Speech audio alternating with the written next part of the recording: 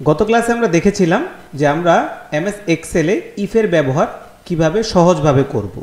একটি if else কি শর্ত থাকলে আমাদের সুন্দর করে আমাদের ডকুমেন্টসে ব্যবহার করতে হয়। আজকের ক্লাসে আমরা দেখব এই ইফের সাথে মোস্ট ইম্পর্ট্যান্ট আরেকটি পার্ট হচ্ছে অ্যান্ড এবং অর। এই যে দুইটি ফাংশন ফর্মুলা, এই দুইটি ফর্মুলা কিভাবে ব্যবহার করতে হয় এবং কোন কোন ডকুমেন্টসে আমাদের এই ফর্মুলাগুলোকে আমরা সুন্দরভাবে ব্যবহার করব, এই বিষয় নিয়ে আজকের ক্লাসটিতে আমরা আলোচনা করব। তাহলে চলুন আজকের ক্লাসটি শুরু করা যাক।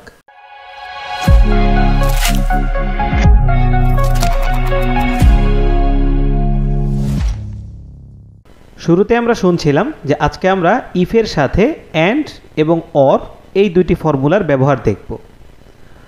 তো স্ক্রিনের ডকুমেন্টসটা আমরা লক্ষ্য করি, এখানে হচ্ছে গ্রেডের দুইটা ডিজাইন দেয়া আছে। তো আগের ক্লাসে ক্লাস 5-এ আমরা দেখেছিলাম যে এই গ্র্যান্ড টোটাল থেকে আমরা গ্রেড বের করা, অর্থাৎ 150 যদি হয় তাহলে এ প্লাস, একেবারে সিম্পল ওয়েতে আমরা একটা ফর্মুলা দেখেছিলাম। তো আজকে আমরা দেখব যে অনেক সময় সাবজেক্ট ওয়াইজ আমাদেরকে গ্রেড বের করতে হয়। আগের ক্লাসে আমি বলেছি এটা শুধু এই ক্লাসের সাথে বা এই একটা শিটের সাথে এভাবে চিন্তা করে আমরা থেমে থাকবো না। মেন কাজটা কি? মেন কাজটা হচ্ছে আজকে আমরা একাধিক জায়গাকে শর্ত দিব। গত ক্লাসে যেমন আমরা দেখেছিলাম স্যালারির ক্ষেত্রে মাল্টিপল ইফ, আজকে হচ্ছে একাধিক সেলকে আমরা শর্ত দিব যে সাবজেক্ট 1, সাবজেক্ট 2, সাবজেক্ট 3 প্রত্যেকটি সাবজেক্টে হচ্ছে কি করতে হবে, 33 বা 35-এর উপরে পেতে হবে, গ্র্যান্ড টোটাল থেকে না। এই যে জিনিসগুলো, এই যে অ্যান্ড বলতেছি, subject 1 and, subject 2 and, subject 3, আগেরবার আমরা শিখেছিলাম যে ইফ আসবে কখন, যদি আমাদের কথার মধ্যে যদি আসে। তো এখন এই পুরো বাংলাটা আমরা কি বলছি, যে যদি সাবজেক্ট 1 50-এর উপরে হয়, সাবজেক্ট 2ও 50-এর উপরে হয় এবং সাবজেক্ট 3ও 50-এর উপরে হয়। আমরা লক্ষ্য করি তিনটা এবং বলেছি আমরা, এই এবং এর মানেই হচ্ছে অ্যান্ড, আর যদি যেহেতু বলেছি ইফ, তাহলে আমরা বুঝে যাব ইফ অ্যান্ড। এইভাবে সহজভাবে আমরা প্রোগ্রামকে বুঝবো, তাহলে আমাদের কাছে এতটা কষ্টকর হবে না। তো আমরা এক্সারসাইজ ফাইলটি ডাউনলোড করে নিতে পারি, ডেসক্রিপশনে লিঙ্ক দেওয়া আছে, এখান থেকে আপনি পেয়ে যাবেন, অথবা আমাদের সাইট tabzen.xyz সেখানে গেলেও পেয়ে যাবেন। ওকে, তো আমরা এই গ্রেডটিকে এখন আপাতত রিমুভ করে দিই। তো আজকে যে আমরা অ্যান্ড আর অর শিখব, এটা আমরা ইফের মধ্যে শিখব।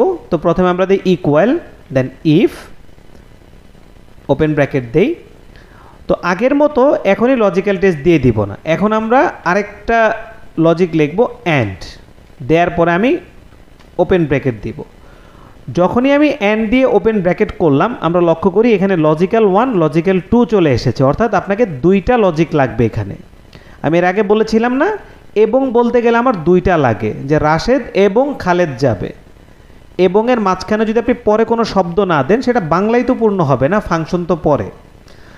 তো আমাদের হচ্ছে তাহলে দুইটা লজিক লাগছে, আমি দুইটার একাধিক দিতে পারবো, বাট মিনিমাম আমাদের দুইটা দরকার হবে। তো আমরা বাংলাটা সহজে কি বলছিলাম, যে যদি কি হয়, সাবজেক্ট 1 50-এর উপরে হয়, তো আমি অ্যান্ড দিলাম কেন, দুইটাকে কানেক্ট করানোর জন্য। এখানে হচ্ছে সেম ইফের মতোই, আমরা গ্রেটার দেন দিলাম, ইকুয়াল দিলাম। এই গ্রেটার দেন ইকুয়ালের ডিটেলস আলোচনা আমাদের ক্লাস 5-এ আলোচনা করা হয়েছে পূর্বের ক্লাসে, ডেসক্রিপশনে লিঙ্ক দেওয়া আছে, আপনি চাইলে আমাদের ইফের ক্লাসটি দেখে নিতে পারেন, সেখানে ডিটেইল এই লেস দেন, গ্রেটার দেন, ইকুয়ালের কিভাবে মানে সব কিছু সেখানে বলা আছে। তো এখানে আমরা দিতে চাচ্ছি এক্সাম্পল, আমরা 50 দেই। আমরা কি দিচ্ছি, যে C3 অর্থাৎ সাবজেক্ট 1 C3-তে আছে, এটা 53-র উপরে হবে, C3 53-র উপরে হবে, দেন কমা। আমরা জানি লজিক সেকেন্ডে যাওয়ার জন্য আমাকে কি দিতে হয়, কমা দিতে হয়, আগের ক্লাসে আমরা শিখে এসেছি। এখন আমি দিব D3, দেন আবার আমি দিব গ্রেটার দেন ইকুয়াল, আমি এটাও দিলাম 50-র উপরে। তাহলে আমি দুইটা শর্ত কি দিলাম, যে C3ও 50-এর উপরে হতে হবে, D3ও 50-এর উপরে হতে হবে, একটা কম হলে হবে না। দেন আমি এই ব্র্যাকেটটাকে ক্লোজ করি। এখন আমার লজিক্যাল টেস্ট কমপ্লিট। যখন এই ব্র্যাকেট ক্লোজ দিলাম, আগের ক্লাসটা মনে পড়তেছে, আমার ইফ ট্রুটা জ্বলে উঠেছে। তো আমি কমা দেই, যে আমার এই শর্ত যদি পূরণ হয়, দেন ডাবল কোয়াট,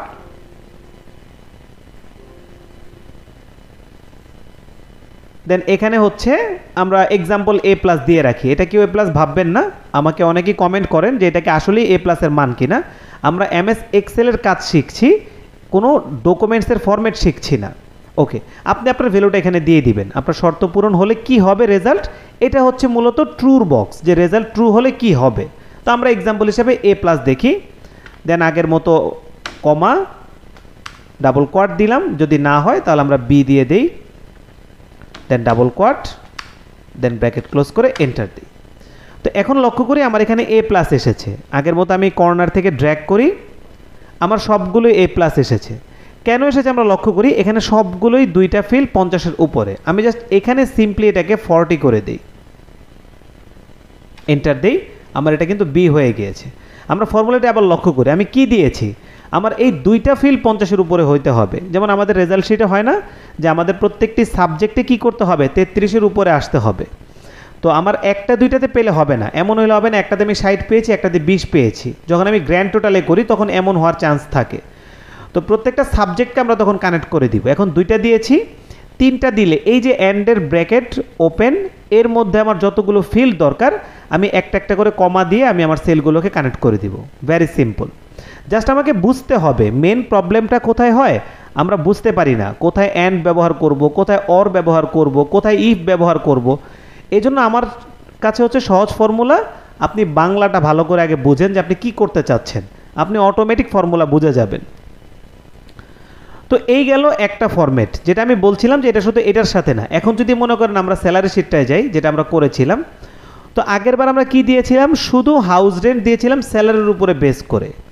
তো এখন যদি এমন হয় যে 30,000 হইতে হবে প্লাস তার জবের বয়স 1 বছর হইতে হবে, 1 বছরের যদি না হয় তাহলে সে কি পাবে না, এখান থেকে এই যে হাউস রেন্ট এটা পাবে না। তো তখন আমরা কি করতে পারি, এক্সাম্পল আমরা এক্সপিরিয়েন্স EX দেই, এখানে দিলাম 1, এখানে দিলাম 2, এখানে দিলাম 3 দিলাম, আবার 2 দিলাম, আবার এখানে 1 দেই, 2 দেই, 3 দেই, 2 দেই। ওকে, তো এখন কোম্পানি বলল যে যারা 2 বছর হয়েছে এবং 30,000-এর উপরে, দুইটা শর্ত চলে আসলো এবং নানা রকম শর্ত আসবে। আপনি কোনো ক্লায়েন্টের সাথে কাজ করছেন, তাদেরকে দেখতে হবে আপনি 1 বছর ধরে কাজ করছেন এবং সে আপনার কাছে 10 লাখ টাকার উপরে ট্রানজ্যাকশন করেছে। যখনই দুইটা জিনিস আসবে, বললাম না যে দুইটা শর্ত যখনই আসবে তখনই আমাদের অ্যান্ড দিতে হবে, যে এইটাও হইতে হবে এবং এইটা হইতে হবে।